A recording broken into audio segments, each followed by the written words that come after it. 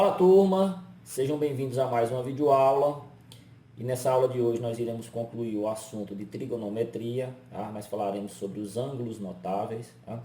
Os ângulos notáveis são os ângulos de 30 graus, 45 graus e 60 graus. Né? Por que é que eles são notáveis? Porque eles aparecem com frequência nos problemas de geometria.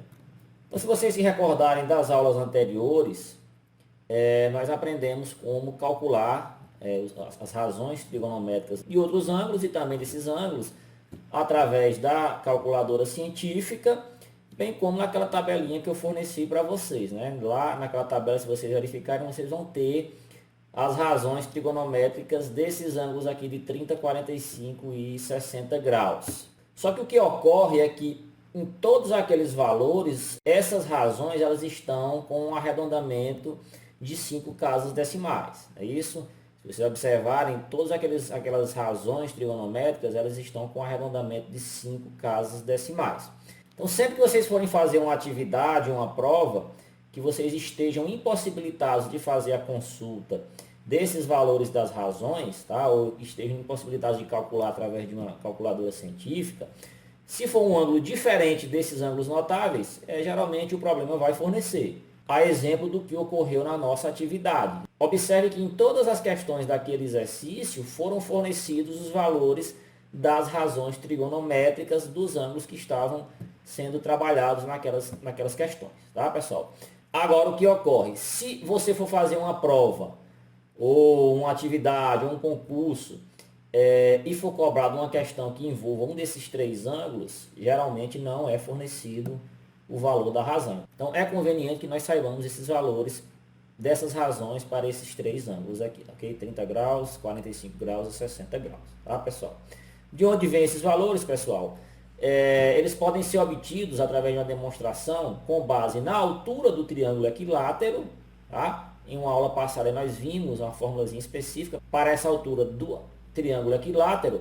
E também, pessoal, através da diagonal do quadrado, tá bom? Através da diagonal do quadrado, também nós conseguimos obter algumas dessas razões aqui, tá bom? De maneira exata, sem nenhum arredondamento.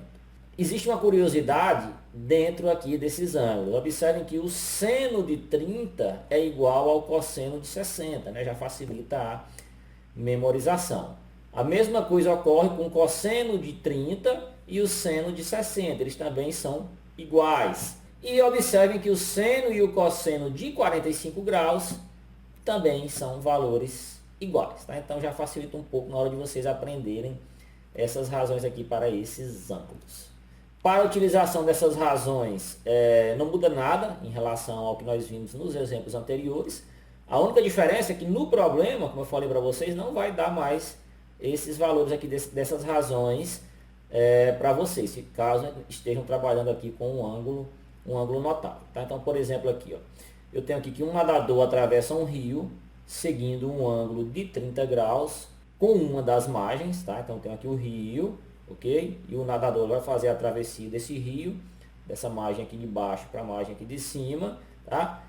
A gente sabe também que a largura do rio é 53 metros. Tá? Então, a distância de uma margem para outra é 53 metros, e eu quero determinar a distância percorrida pelo nadador para atravessar esse rio. Tá? Então, pessoal, vamos projetar aqui, de acordo com esses dados que foram fornecidos, uma situação em que nós possamos calcular esse valor aqui da distância que o nadador percorreu para atravessar esse rio. Então, eu sei que ele fez a travessia de uma margem para outra.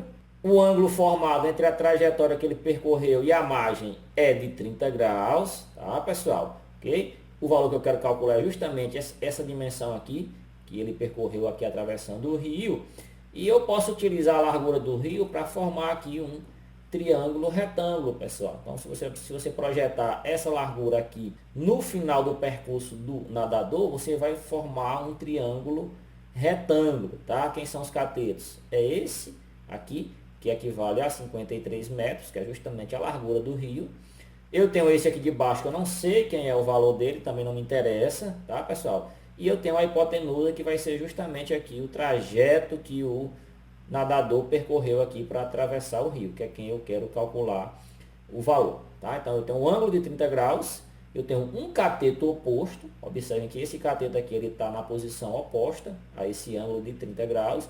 E eu tenho a hipotenusa que eu quero calcular. Então é só me lembrar qual é a razão trigonométrica que envolve o cateto oposto e a hipotenusa. É justamente o seno, né? Então vou ter que saber quem é o seno de 30 graus. Seno de 30 graus é igual ao cateto oposto, que é 53, sobre a hipotenusa. Tá? Então lembrem-se lá da tabelinha anterior que o seno de 30 graus ele equivale a 1 sobre 2, ou seja, 1/2. Tá, pessoal? Então, seno de 30 graus eu posso substituir aqui por 1/2. Vou ficar aqui com uma proporção, né? A maneira de calcular uma variável em uma proporção nós já fizemos diversas vezes em nossas aulas de matemática, não é isso? Eu vou aplicar aqui a propriedade do produto dos meios ser igual ao produto dos extremos. Então, vou ficar aqui com 1 vezes x, vai dar x, e 2 vezes 53 vai dar 106 metros. Então, calculei aqui agora que a distância que o nadador percorreu aqui, que ele nadou, foi 106 metros para fazer a travessia do rio com esse ângulo aqui de 30 graus. Ok, pessoal? Então, a maneira que você utiliza as razões dos ângulos notáveis é exatamente igual àqueles outros exemplos que nós vimos na aula anterior, tá? E no nosso exercício, ok, pessoal? Então, o que vai mudar é que agora você deve saber essas razões para esses três ângulos, 30 graus, 45 graus e 60 graus. Ok, pessoal? Então essa foi a nossa aula. Eu espero que vocês tenham gostado e até a próxima.